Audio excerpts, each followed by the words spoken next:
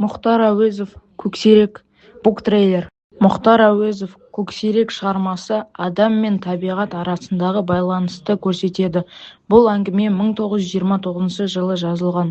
«Көксерек» әңгімесі аңыз сияқты басталып, реалистік баяндау түрінде аяқталады. Құрмаштың нағашысы Қасқырды оның көзін ашқан екі күшігін өлтіріп, ең кішісі ауылға алып келеді.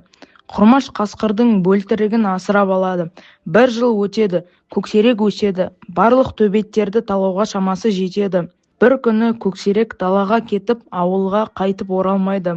Ол бір ұрғашы қасқыр кездестіреді. Содан кейін екеуі бірге азық тауып өмір сүреді. Қатты боранда ол 7 аш қасқырды кездестіріп, Көксерек солармен бірге бір түнде ауылдың бір үйір жылқысын жеп кетеді.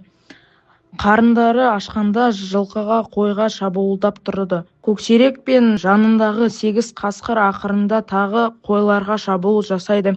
Атпен жүрген Құрмаш оларға қарсы шығамын деп аттан құлайды. Сол сәтте Құрмашқа Көксерек шабады. Осылайша өсірген жануардың кесірінен қаза табады. Ауыл адамдары Көксеректі іздеп, тауып, өлтіріп, апасына апарады. Сол кезде апасы «Менің баламның жазығы не?» деп қайғыға батады.